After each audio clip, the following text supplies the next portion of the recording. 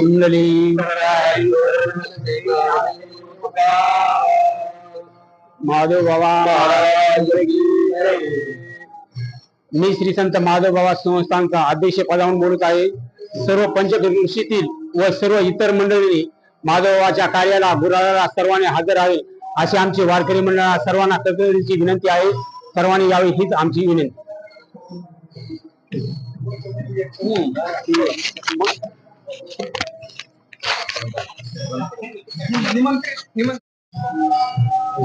आज उद्याच्या समारोप सप्ताहानिमित्त बाबांच्या पुण्यतिथीच्या सप्ताहानिमित्त या ठिकाणी या चॅनलद्वारे या ठिकाणी त्यांनी मुलाखत घेतलेली आहे।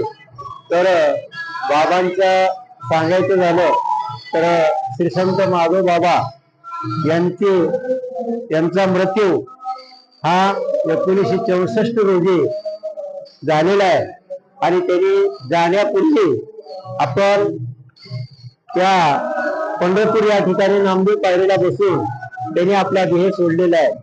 तेव्हापासून हा पुण्यतिथीचा सप्ताह त्या निमित्तानं या ठिकाणी 61वी पुण्यतिथी या ठिकाणी साजरी करत आहोत। दरवर्षी पुण्यतिथीचा हा कार्यक्रम साजरा होत असतो आणि या कार्यक्रमाला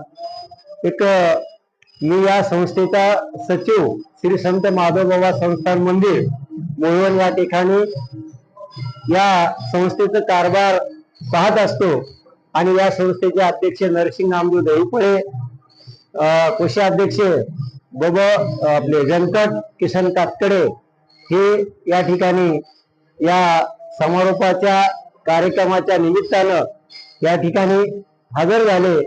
आपल्या या कार्यक्रमाच्या निमित्तानं आपण सगळ्यांनी उद्याच्या गुलालाच्या कार्यक्रमाला या पंचक्रोशीतील लोकांनी या कार्यक्रमाला हजर राहावं एवढीच मी विनंती या ट्रस्टच्या निमित्तानं मी करतो आणि माझे 2 शब्द या ठिकाणी संपवतो। कुंडली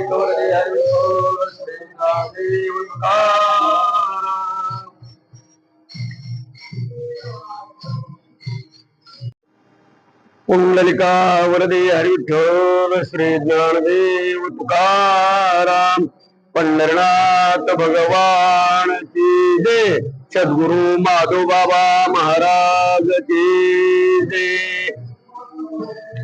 21/11/2025 या दिवशी श्री संत अग्नि साधू माधव बाबा यांचा समाधी सोहळा आहे।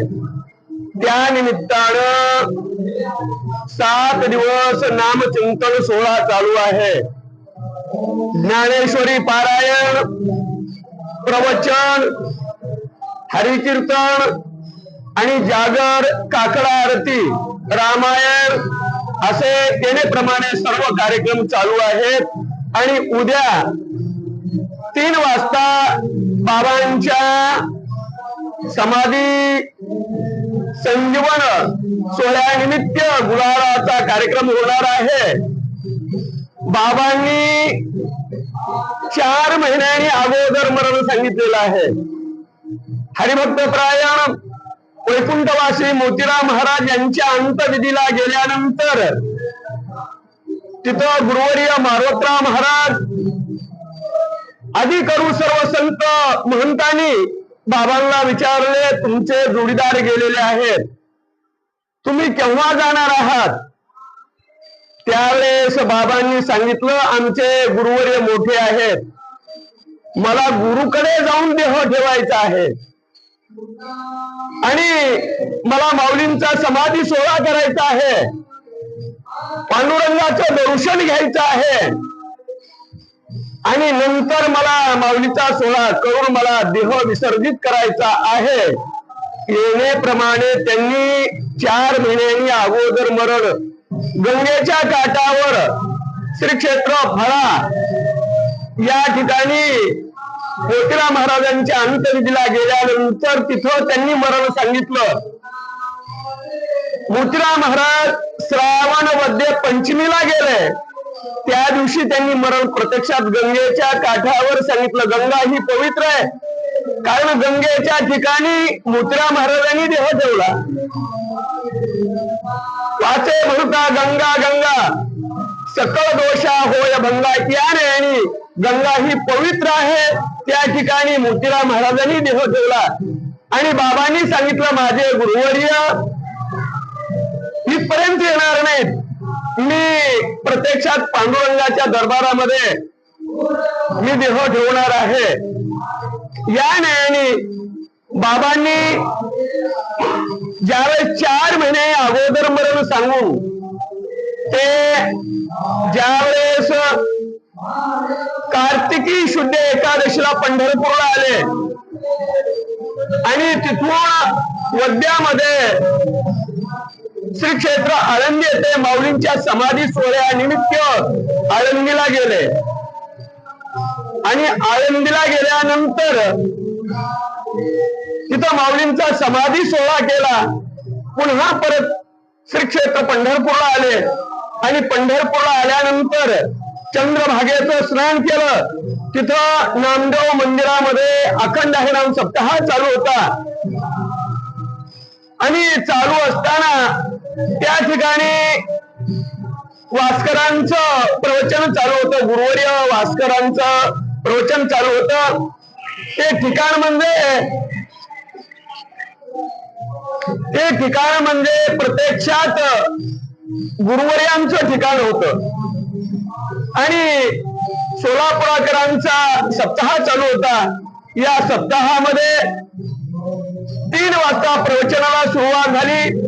भास्करांचं प्रवचन चालू होतं आणि या प्रवचनामध्ये बाबांनी एका तकव्याला देऊन बसल्या बसल्या झाकलिया घटीचा दिवा नेनिजे काय झाला तेव्हा, या रीती जो पांडवा देह ठेवी या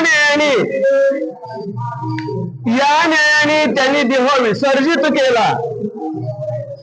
तो दिवस म्हणजे गुरुवार होता आणि 1964 मार्गशीर्ष शुद्ध प्रतिपदा या दिवशी त्यांनी प्रत्यक्षात देह ठेवला. आणि त्या दिवसापासून त्यांची ज्यावेळेस अंत्यविधी झाली, पंढरपूरला अंत्यविधी झाली, तिथून त्यांची अस्थी जन्मभूमी आहे म्हणून श्री क्षेत्र मोरवण या ठिकाणी त्यांची गुरुवर्य मारुतराव महाराज यांच्या हस्ते त्यांच्या अस्थीचा अभिषेक करून आणि समाधी संजीवन या न्यायाने देह ठेवलेला आहे. त्या ठिकाणी समाधी सोहळा समाधी दिलेली आहे बाबांना. आणि त्या दिवसापासून दररोज नित्यनेमाचे कार्यक्रम सुरू झाले. कारण प्रत्यक्षात माऊलीसाठी भगवंताला देहवर आला. रुक्मिणी माता म्हणायला लागल्या देवा तुम्हाला एवढं डोळ्याला पाणी आणायचं काय गरज आहे. देव म्हणाले धन्य धन्य दयाचे कुशी ज्ञान देव जन्मले.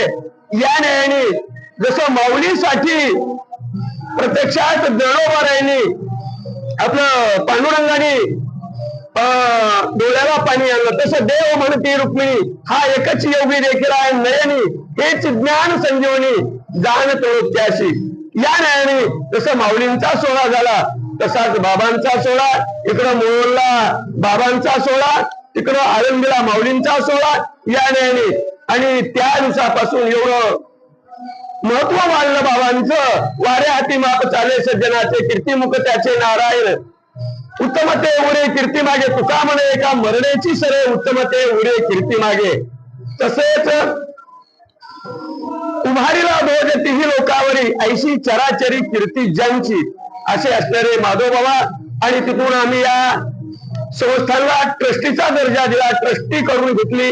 आणि ट्रस्टीमध्ये आमच्या या ट्रस्टीचे अध्यक्ष नरसिंग नामदेवरावजी दहीफळे, उपाध्यक्ष गोविंद उद्धव दहीफळे, सचिव भरत नारायण राठ गुरुजी, सहसचिव व्यंकट किसनरावजी कातकरे, कोषाध्यक्ष आणि तसेच आमचे आदरणीय लहू गोपीनाथ गुरुजी हेही सदस्य, मीही सदस्य, आणि येण्याप्रमाणे कार्यक्रम चालू आहेत, नित्यनेमाचे कार्यक्रम चालू आहेत. आणि सर्व ही ट्रस्ट मंडळी आळंदीला ट्रस्टी आहे, आळंदीला कार्यक्रम होतात, पंढरपूरला कार्यक्रम होतात, पंढरपूरला मठ आहे, आळंदीला मठ आहे, आणि ही तर जन्मभूमी रात्रदिवस कार्यक्रम चालू आहेत. येण्याप्रमाणे कार्यक्रम होतात. आणि उद्या सर्व पंचकृषीतील व सर्व महाराष्ट्रातील लोकांना जल्ला जल्ला हे शब्द ऐकायला मिळतील. त्यांनी उद्या गुलालासाठी बाबांच्या दरबारामध्ये येणे ही माझी कळकळीची सुभाष महाराज मोहोळकर यांच्यातर्फे मी विनंती करत आहे. याची सर्वांनी नोंद घ्यावी ही नम्र विनंती. पुंडलिक वरदे हरी विठ्ठल, श्री ज्ञानदेव तुकाराम, पंढरीनाथ भगवान की जय.